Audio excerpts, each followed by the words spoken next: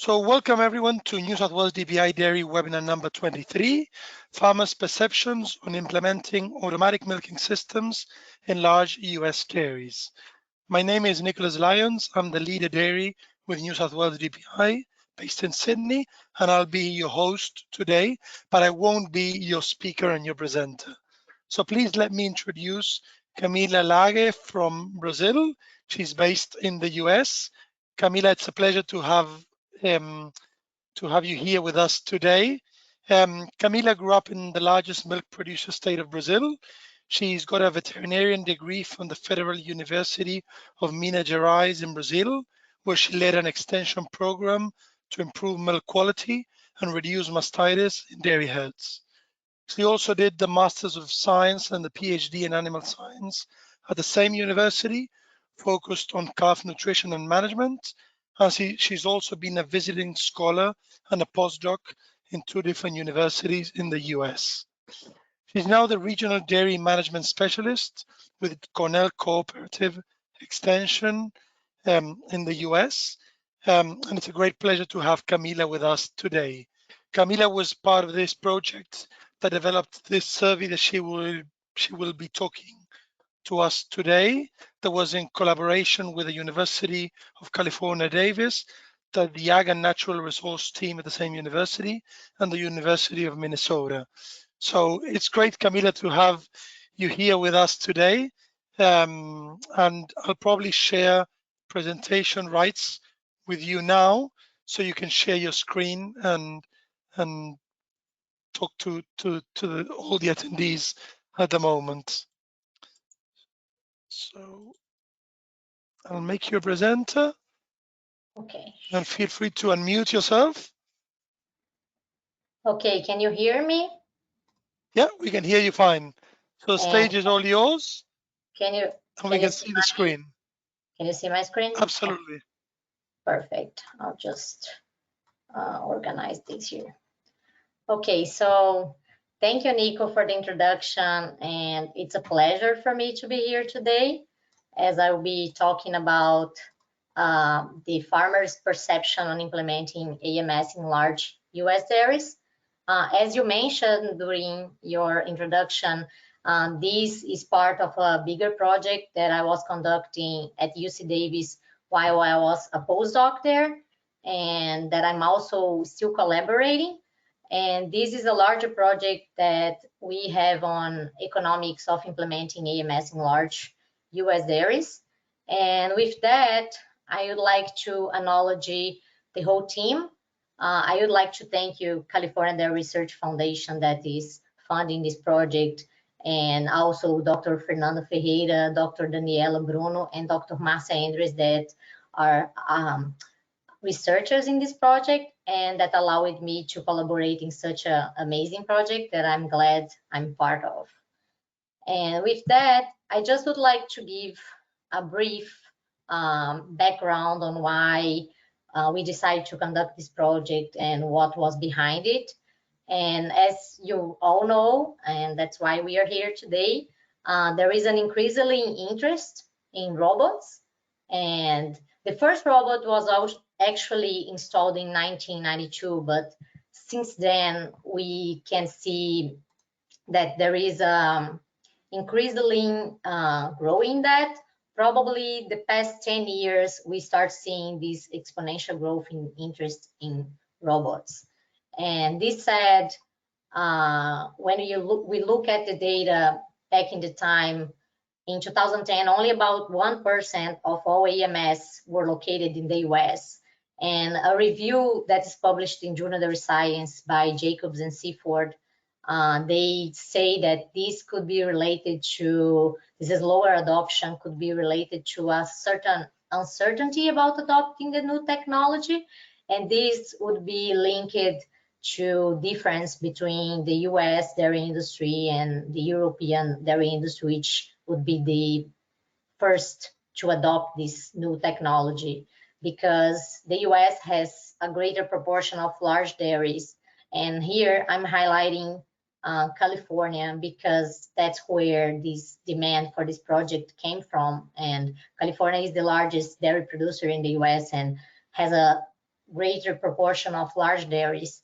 And what the farmers in California were concerned about and would like to know more about was especially the cost and return of the investment, as they had already a more investment in economics of scale. So some of them already do 3 milkings a day, which put their farm in a limit for efficiency. So they would like to know how this would affect, their management, and also how much of their management would need to change in order to adopt this new technology.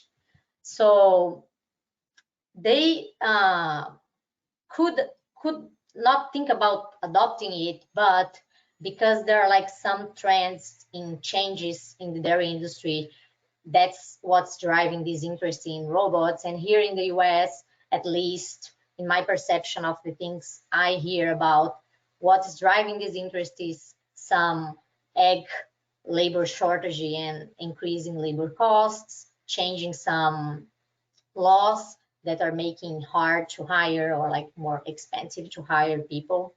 And also with a more interesting succession in farms, and with more millennials coming to be leading the farms, they have an interest in technology and how modernization could make their life better.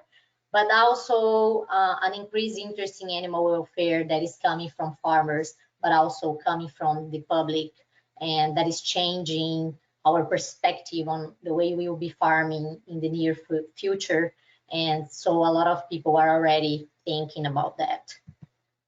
So with all that I said, we had this question on how does large dairies that already transitioned to AMS perceive the benefits. So farmers would like to know what people that already did the transition think about that transition, if it was a good thing, a positive thing or not. So we decided that a survey would be a good approach to try to understand better their perceptions. So we decided to do this survey. There are some of other surveys made with other people that adopted AMS. There is a survey in Canada that did that, but not focused on large dairies. And so that's why we decided to do one focusing on large farms. And as large farms, we used the threshold of more than 7 AMS, which were related with a threshold of 500 cows that would be considered large in the US, but because of the animals per unit, we decided to go with 7 AMS, which would put a large number of farms could be involved in this experiment. And we didn't know how many farms that met this criteria would have in the US. So we start like talking with stakeholders and other people that could be interested in robots and dealers. And we estimate we probably are having more and more large dairies adopting robots as we talk here. But at that time, we estimated that there were approximately 100 farms that met this criteria, which we found and contacted half of these, and we got a 50% response that were located all over the US. So we decided that would be also nice to follow up the survey and visit some farms so we could better explore the answers in a more one-to-one conversation. So with that, I would like to start, before I present the data itself, just showing a little bit of the characteristics of people that responded to the survey, so it's easier to interpret some of the data I'm going to show. So most of the farms that answered the survey had probably less than 4 years that they transitioned to AMS, but the one that most recently transitioned was like 9 months, and there are like other that transition for a long time. And we had at least 400 cows in the AMS, which would be the 7 AMS that we established as the threshold.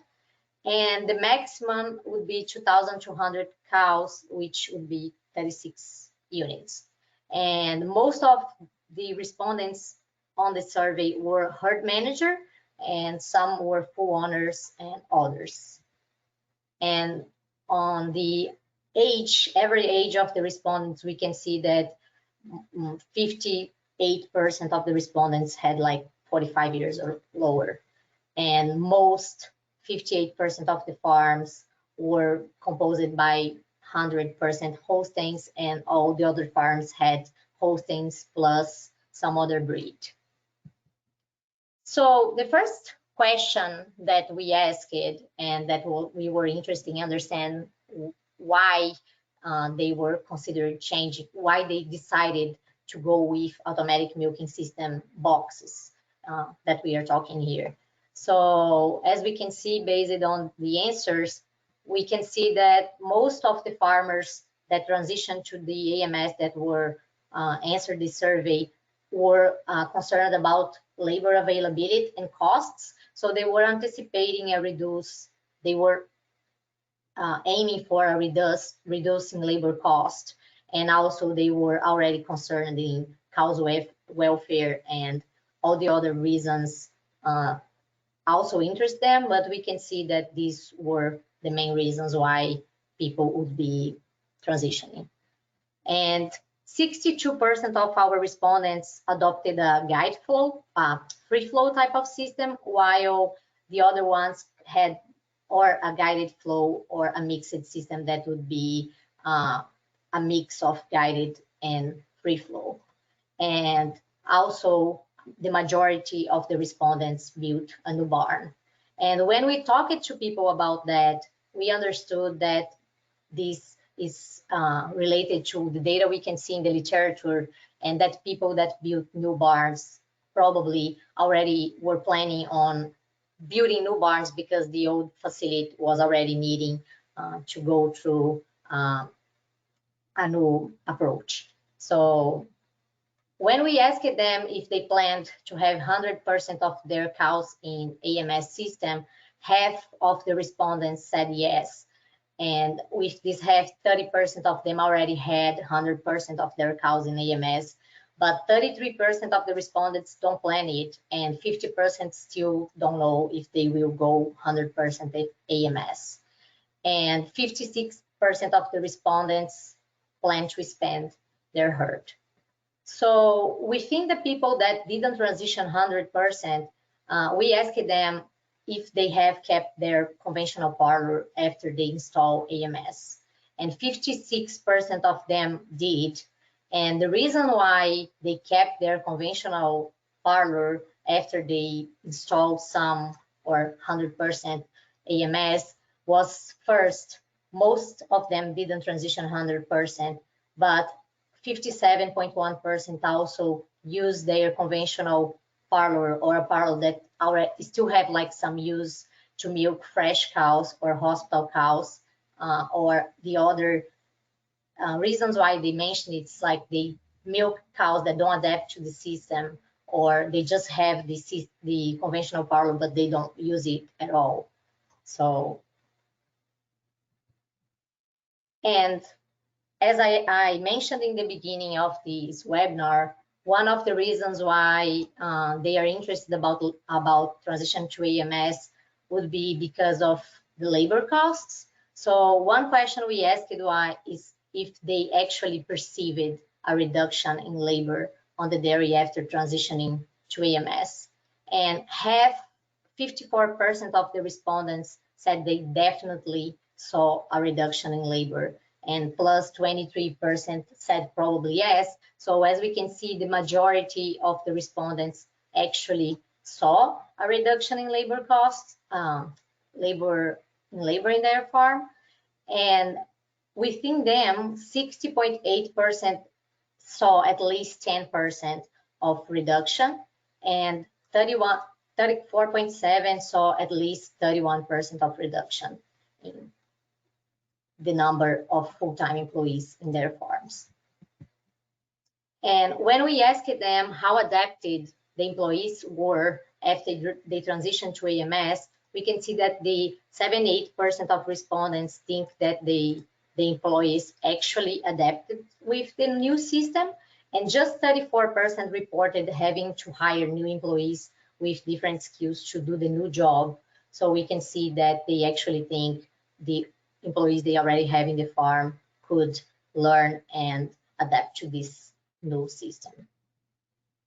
So one question that a lot of people have when they think about transition to AMS is how would this affect the milk quality? Would this get my milk quality worse or improve it? Or especially in relation to milk production, some people want to know if this will increase, as we see that usually the average times that a cow is milked in these herds is 2.7, which is less than 3, and some large dairies already milk cows 3 times a day, so they would like to know if they would have any bad effect of that on production. So, but as we can see, based on the answers they gave, in relation to milk quality, more than 60% of the respondents didn't see any change in average bacterial count or somatic cell count, and 25.9% actually saw a decrease in somatic cell count. When we go to components, we can see that 60.7% of the respondents observed an increase in milk production, and 1/3 of the respondents actually saw increase in components in fat and protein. But we also can see that some actually saw some reduction, which may be related to how they adapt to the nutrition after they changed systems.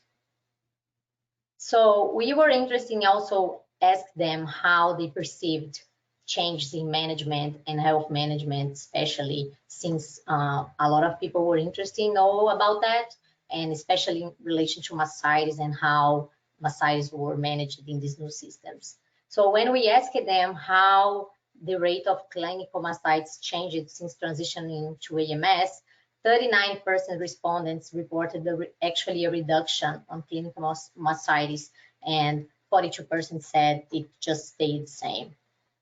And we asked them if they think that improved the mastitis management after they transition. And 62% of respondents actually believe working with AMS improved their mastitis management. They actually could pick the cows that had mastitis early on, and we did the same questions related to other disease. And as we know, lameness would be a really important one to understand in this system, since lameness would prevent cows to actually go to the robots if they have mild to severe disease.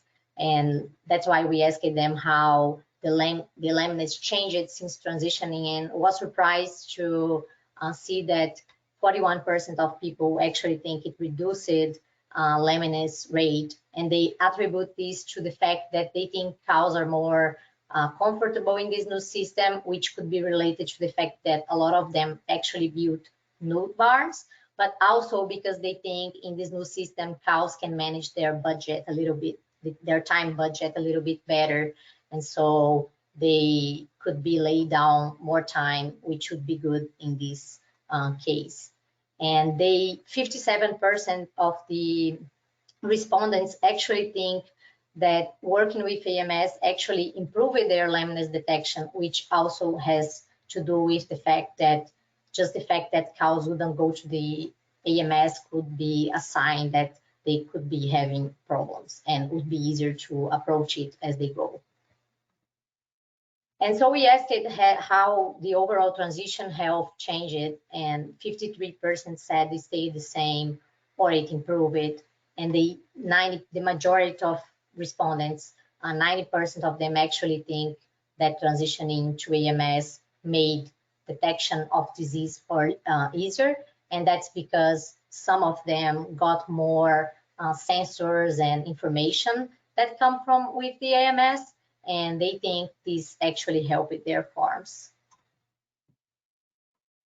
And this, we asked about reproductive management, which was also an interesting thing to discuss about, because first we asked how they perceived their pregnancy rate changed. and we saw that 64% of the respondents actually think their repro management and their pregnancy rate actually increased. And some of them are still using protocols. I have been to farms that are not using the information to breed cows, the color and the other information, but 33% of the farms and a lot of farms that I have been to are actually using more and more the activity data to breed cows, and they are reducing their use of protocols more and more as they go, as they are more comfortable with the technology. And this reflects here when we ask them if the use of hormones actually reduced after transitioning. And we can see that half of them think yes, half of them think no.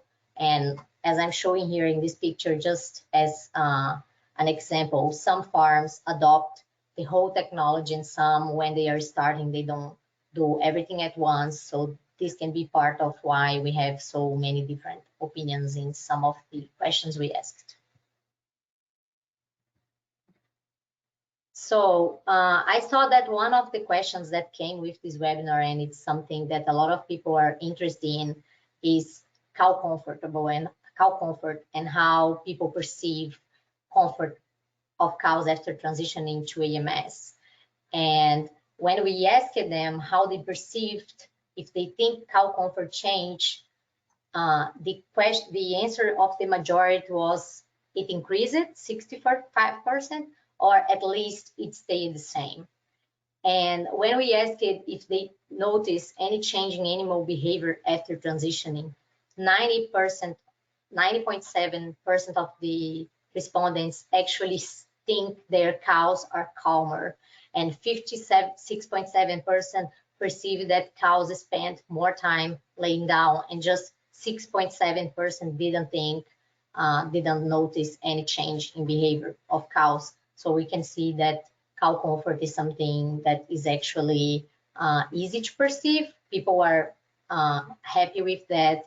And as we saw before in this presentation, this was one of the main reasons why some of the farmers actually transitioned to robots.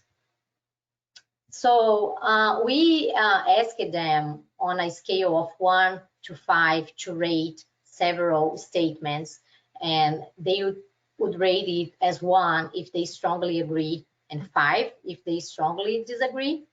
And so if we see here, the two most well-rated, so that people mostly strong agree about their transitioning to AMS, is that AMS has improved the quality of cow's life. So back to the cow comfort, people really think it improved cow comfort. And AMS has improved the overall management of my herd. So that first concern that farmers had about the management being a little bit harder, it actually, people that transition don't think it, they think it actually improved the management as a whole. And the other that still are well rated, more than 50% of the respondents think that AMS improved reproductive performance, improved employees' quality of life, and improved milk production. And the two less strongly agree rated statements that we are seeing here is that AMS has improved my quality of life, and AMS has improved my herd's profitability. And talking to people, and this is just what I perceived, and I'm not saying this is what it is, but some of the farmers I visit, they mentioned that with the robot, it comes more data, and you spend more time analyzing this data and make sure that you are getting the information correct and that things are running by itself. But it's not that you reduce your work, but it's more that the work shifts a little bit for a more computer work. You have to be paying attention more to data. And regarding to the AMS profitability, as I showed in the beginning of the webinar, a lot of the farmers we talked to are still paying for their investment because they didn't transition for too long ago. They transitioned probably 4 years ago, so they are still figuring out about the economics of the investment they did. And last, we asked them if they would recommend other farmers to switch to AMS. And 60% of the farmers said they would recommend, and just 8% of them said they wouldn't recommend at all, and 32% of the farmers said it depends. And when we asked what would be implied when they said it would depend, most of them said that would depend on a lot of things, but especially related to the expectations the person that are thinking about transitioning have, so short and long-term goals, and if they see themselves farming in the long run. And also they think it's important to have a proximity and a relationship with the dealer, because you will need them a lot as the things are getting through, especially during the transition. And they think if you don't have a good relationship with the dealer, you may get some frustrations in the run. But also what called my attention is that they said a mindset for the producer that are thinking about transitioning is important, because as I said, most of the farmers, managers, or owners, they don't think their quality of life actually improved, because it changes the type of work, but not exactly the amount of work you do. But it gives you flexibility on work, which most of the ones that already did and are happy with the investment appreciate.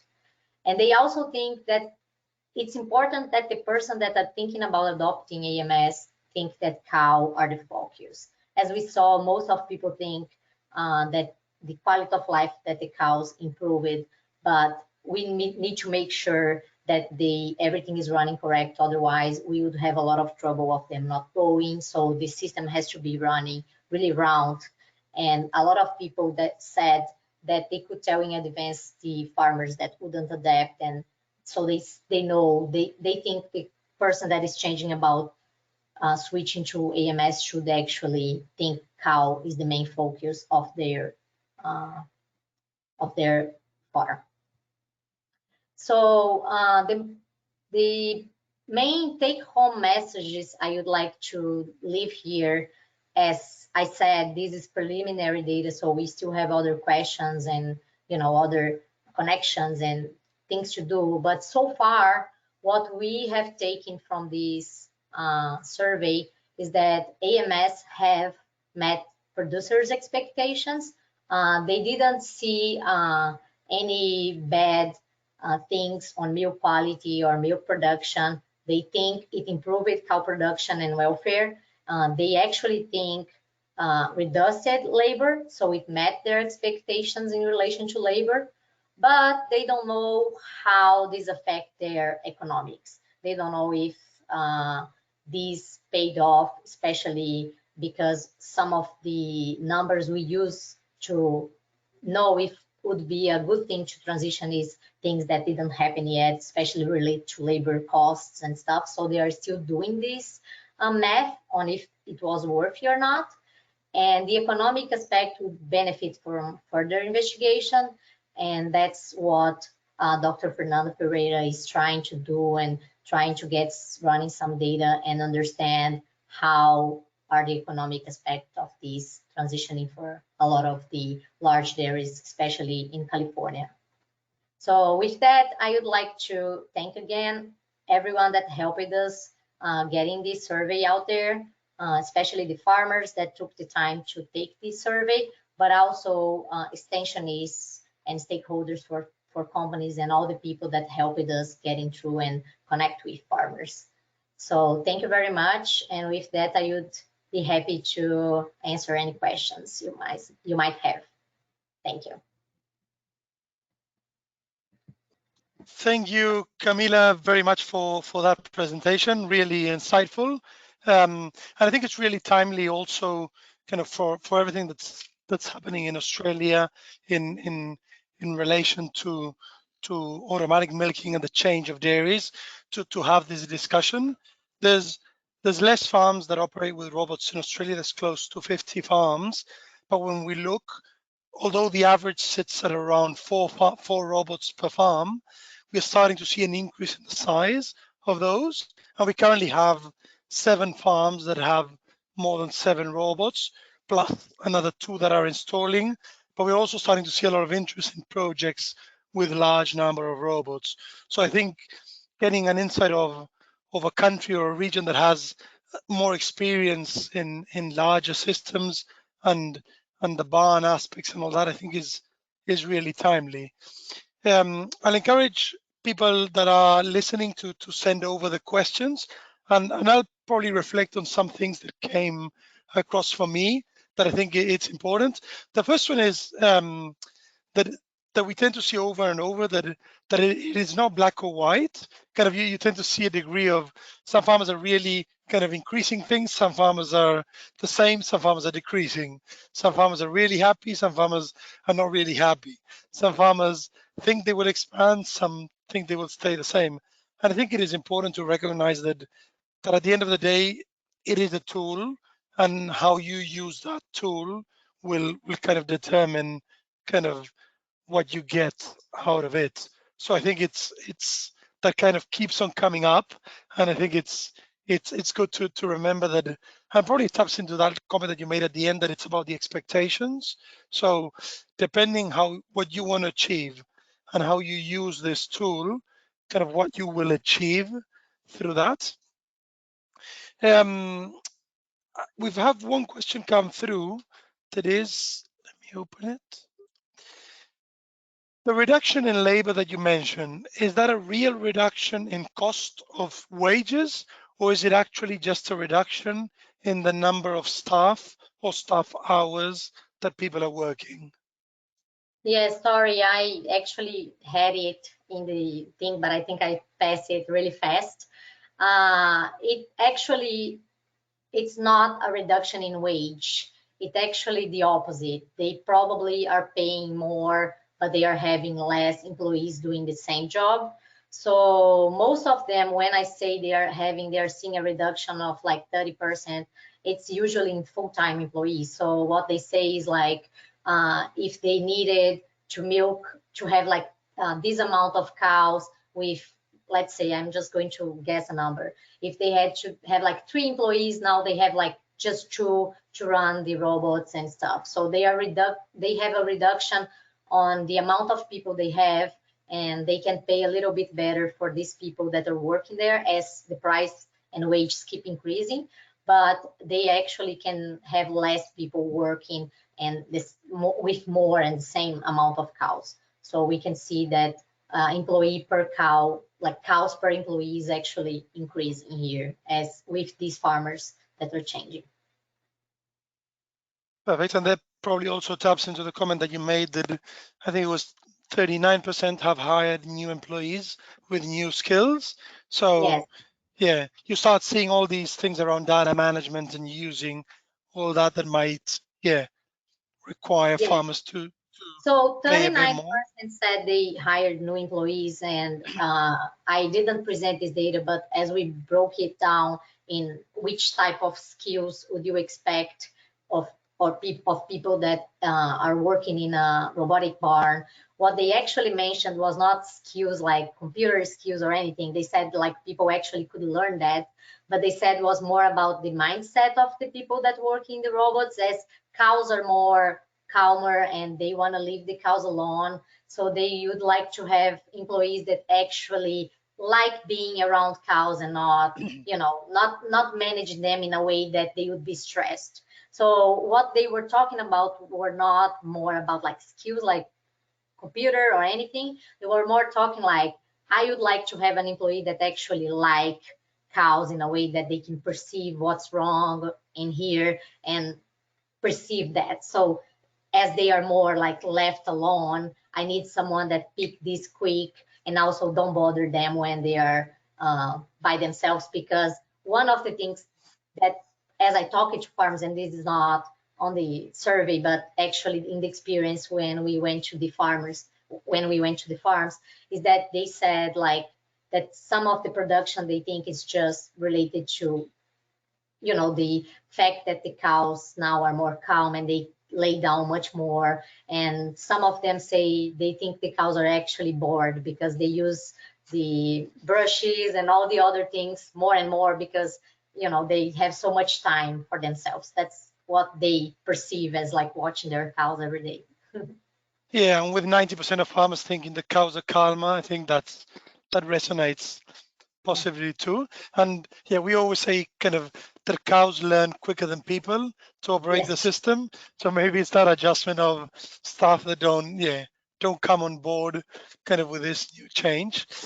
yes. There's another question that says, thank you very much for an excellent presentation. Do you see an upper limit for herd size with AMS? And if so, what are the constraints in your mind?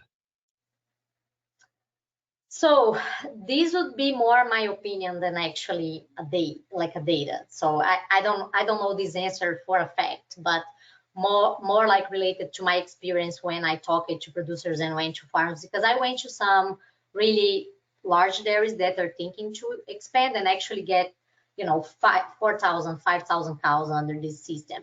And what I've seen is that they are building things in models like as they go. So they, you know, they start building in a way that they can increase the size and all the other things that would need a more to think about expansion. They are already thinking, okay, if I want to transition 100%, I will do these, like the electric part or everything that I need. I'll let it set up, and I'm going to be increasing the AMS as I go. So most of the farms I saw that are big, they actually have more than one barn, so they are building it in models, like kind of thing. So I think I don't think in this way, I don't see a constraint in size for the farms, as most of them will do it as separate things in a way. So they wouldn't have all the cows in one barn, so they would build it as they go. So since they are not going to be managed as like one big thing, I think there, as I see, there is no constraint of size. And I actually talked to the larger dairy. I'm not sure if they are still the larger, but they have a Ancal in Chile. They have a large dairy, and they were one of the ones that they don't think there is a limit for how many cows you can have on AMS. Yeah, and it's a good point, and probably that's one of the main differences between pasture-based and barns.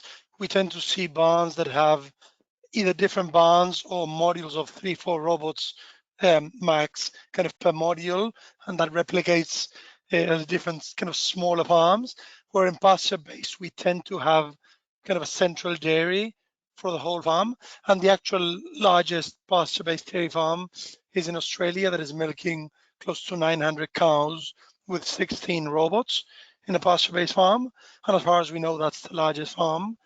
But yeah, that's So they a good have comment for all the cows in like one pasture system, kind of.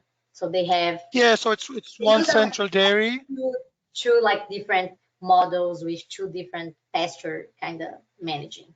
So they would have like On one. this farm, no. On this farm, Okay. it's everything is all the herd is together.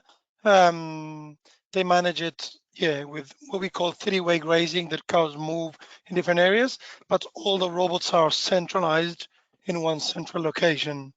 But yeah, and I'll show after something towards the end when we close, but we are going to run an AMS farm showcase where different farmers will be talking about their experience with robots in at the end of November. And there's going to be one session of large farms. And actually this pasture-based farm that I just mentioned, and Ankali, will be presenting as part of that session. So it will be good to have the largest pasture-based and the largest indoor Yes. farm um, presenting on that. Yeah, So that's that excellent. would be interesting, because I think, yeah, I think that's different, because I think for pasture-based farms, the pasture would be the, you know, what would be maybe limiting it in a way.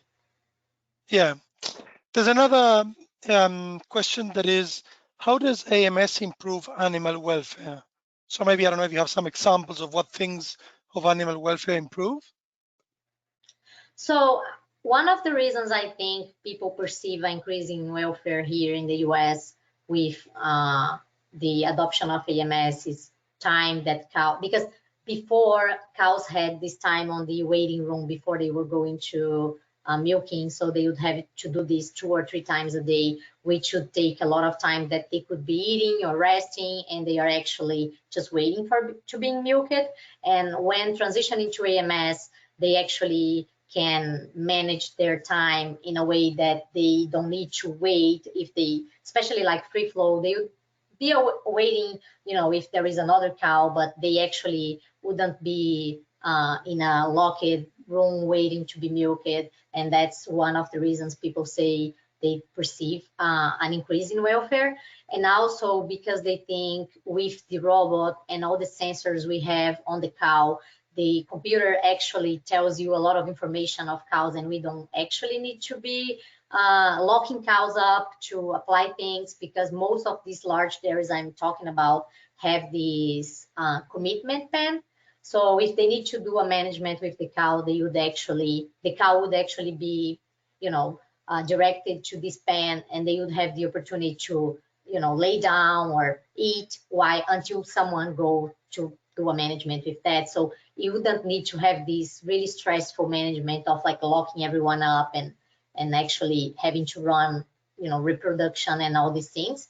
And as I said, one of the things at least particularly for me, I thought was an interesting point that I realized after understanding more about the larger dairies here and the AMS, is that larger farms can actually rely on activity and inseminate cows with activity, because they can be actually directed as, so a person can just go and already have this separate cow so they can inseminate. So they could reduce the times that they go give cows shots and stuff. So just reducing the amount of times we go there and we actually do a management with a cow would make them less stressed, if that makes sense. So I think what we were talking about, that is like, we leave cow alone, they can do whatever they want, and then just these less interaction with people make them less stressed as well. So I think and we've monitored here farms. We monitored, there was a PhD student, Ashley Wildridge, that she monitored 5 farms kind of before robots and then 12 months after. And she noticed exactly what you said. People spent less time in direct contact with the cows, but they had a shorter flight distance. They showed less signs of stress and all that. So I think, I think you're right. We just leave them operate the system and tweak kind of the system and incentives and reading cow behavior to make them achieve our target. And I think actually, that's right. one interesting I have been seeing when going to this, you know, places that people are releasing more and more technology, is that just even if you don't really have a commitment pen, you are retrofitting a barn and you don't have a way to, you know, actually build it, but there is like more and more technology about locating cows in barns and doing this type of thing that would help people go and do the management of each cow and not needing to lock everyone up to located cow, if you can locate them inside the barn without having to lock everyone up. But also this could work for large dairies, because, you know, you don't need to know all your cows. The, you know, computer will say where this cow is. So this is also something I've been seeing more and more being released as a way to help with this, in a way that you can actually do less management with cows more and more. Yeah, co-location devices in barns work great, and you can inseminate to do things with them in a headlock or even in the free stall sometimes, something that is not necessarily possible in pasture-based systems. Trying to inseminate a cow walking in the grass, well, it's not saying that possible, but yeah. There's another question is, do you have any comments about the experience about free traffic versus guided traffic in terms of labor or milk production?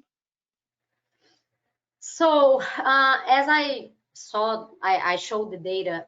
I think 60% of the people that responded this survey were like free flow, and some were guided and some were mixed.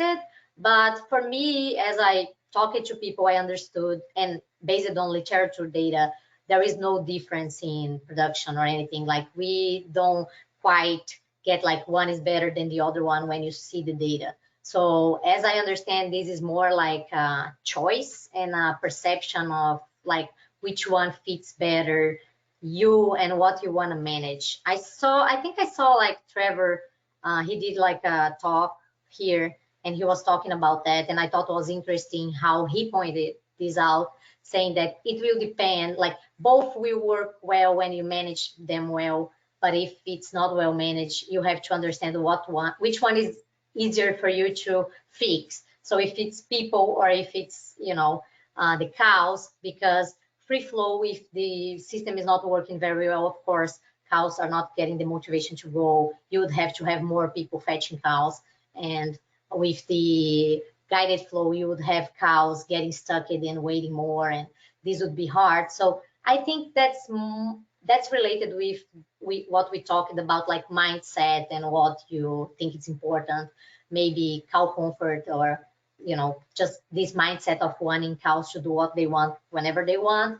Or on the other hand, you still don't want to leave them 100% alone, in a way that you want to make sure you don't need to fetch so many cows. So I think it's more related to like a choice. I didn't see anything that said one is better than the other one.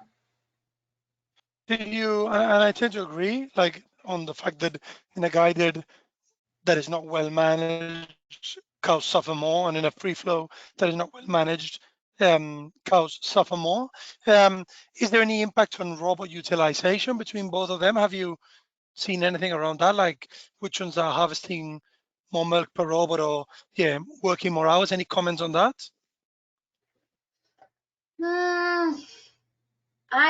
I don't have this data from the survey, so I'm not sure if I have a number on that. But perception wise, one of the reasons I think some people chosen to get a guided flow is because they perceive that they have a higher attendance to the robot and they can harvest more milk with the robot. But other people say that if you have less cow in the robot, but they are producing more milk, and you can, you know, leave them in a choice that they will go and the robot will be ready for them to use, then you can have this less cows producing more milk, and then you would have the same milk at harvest. So as the papers I've read about that, they didn't arrive in the conclusion like, oh, this system has like this percent more, because it would depend on like the production of the cows that are going to the robot and how many times they are going in a way that, you know, more productive cows or less. So I don't think there is a data that show, no, definitely this is this and that's that, at least not that I know of. It comes down to management always. We go back to the same thing. It's how Same do you thing. use the system to achieve what you want to achieve. There's another question that said of the farmers that said that they wouldn't recommend AMS to other farmers. Do you have information of why? Is it technical? Is it farm management? Is it support? Is it financial? Like any understanding there? Yeah, actually, that data I presented on why I think I passed it kind of quick, but we asked them like why, if you think it depended, or like if you want, why, and that's the reason they said is like the dealer thing was something they pointed out more than once. So they think it's important that you have a dealer or someone that can do the support that's really close to your farm.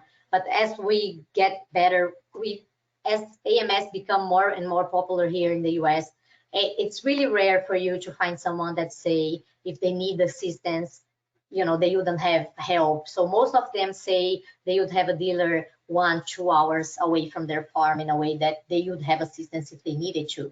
But they said like relationship with the dealer was important.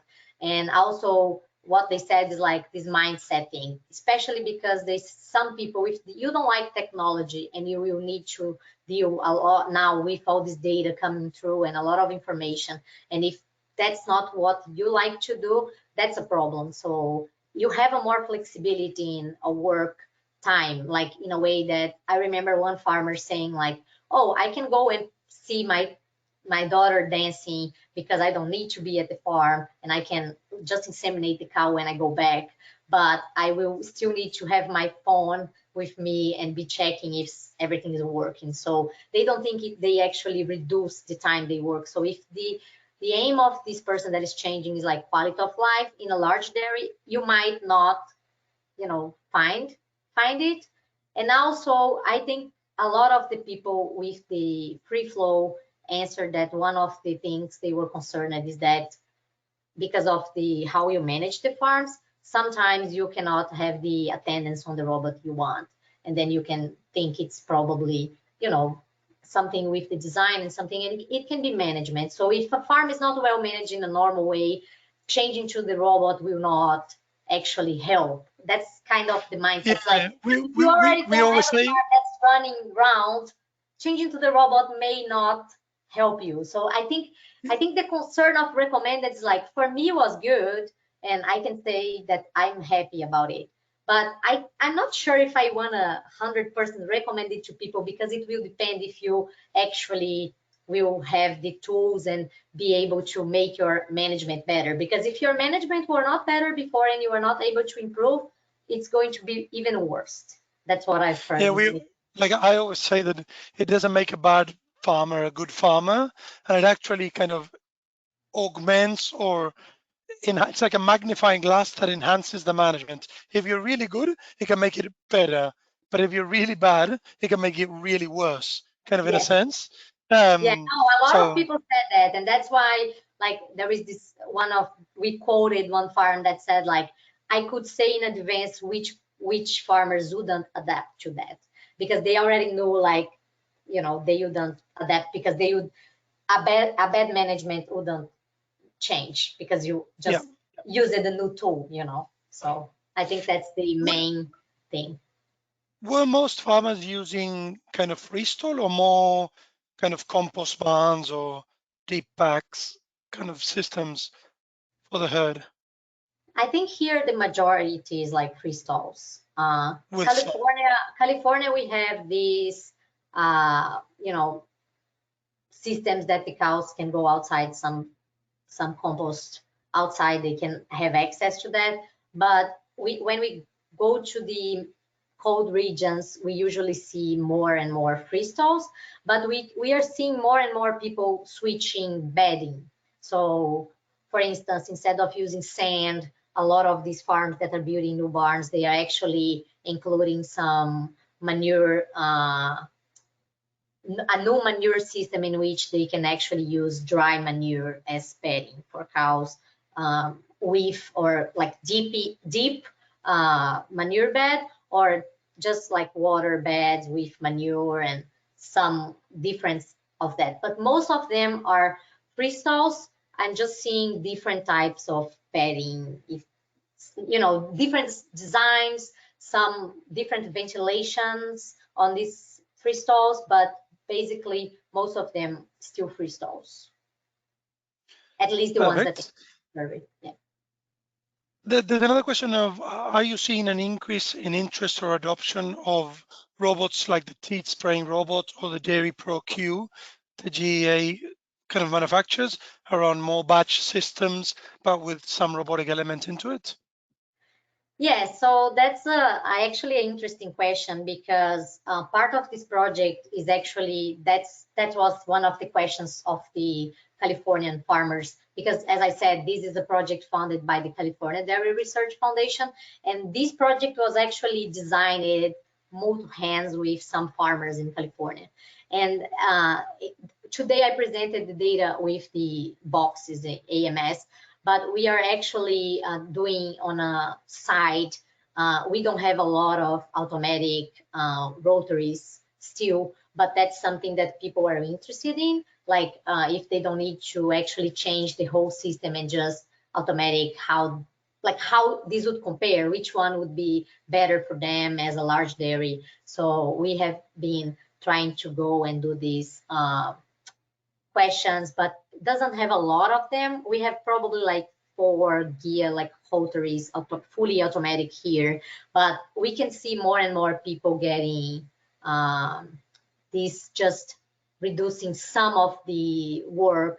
So just automatic jeepings and things like that. We see it more and more in farms as well, like the things that you don't need to fully automate, like automation, just parse. We see it a lot, yeah. And most of the farmers that are thinking about going automatic, they are in between a fully automatic haltery, or what are the other benefits of the boxes and how the pricing and things compare. And that's, I think, the next steps for this project.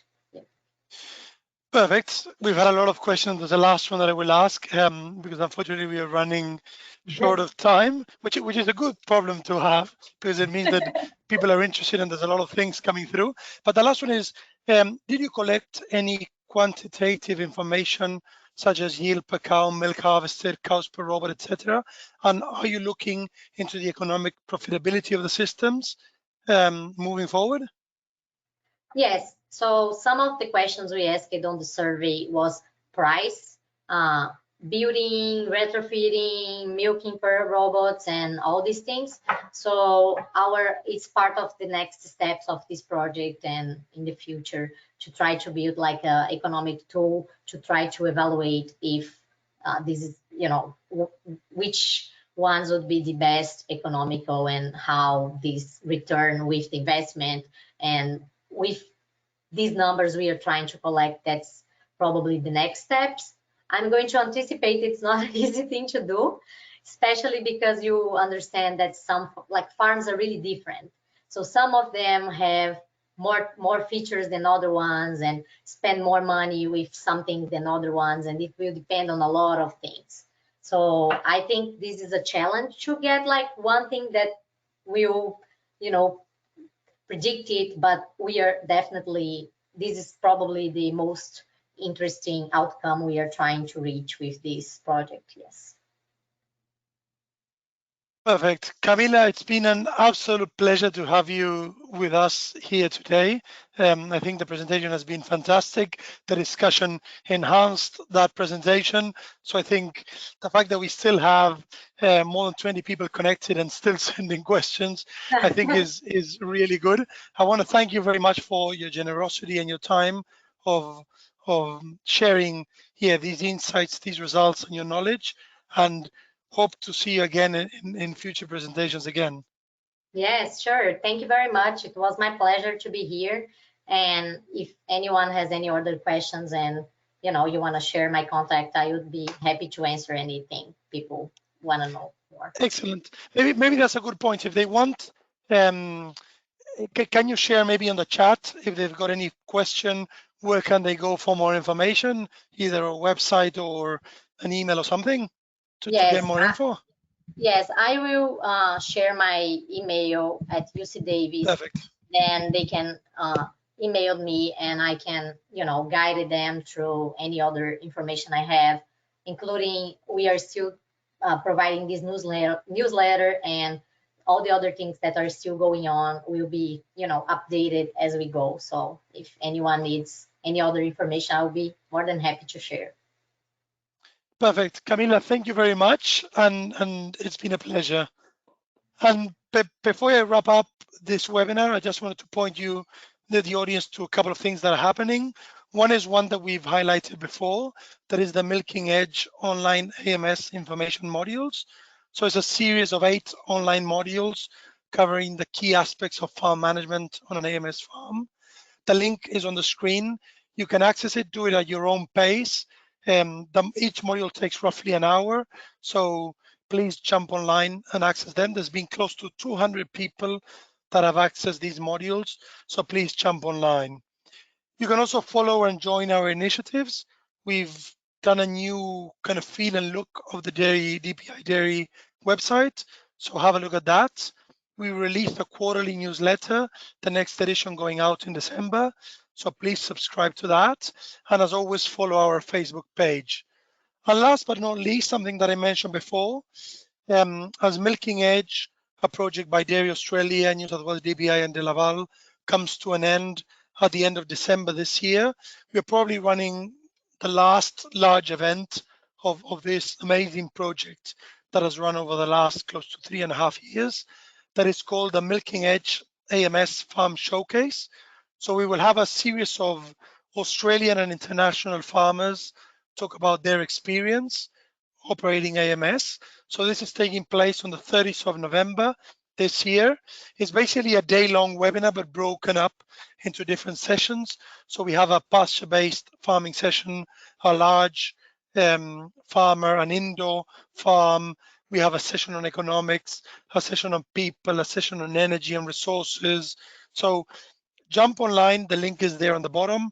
Register now, it's free to attend. There's an amazing lineup of speakers, and it will be our last event there. So please jump online and register.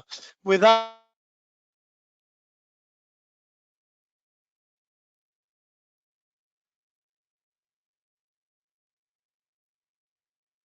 thank you very much, all of you, for attending. This wouldn't be possible without all of you attending and the interest that you've been regularly after in the coming days.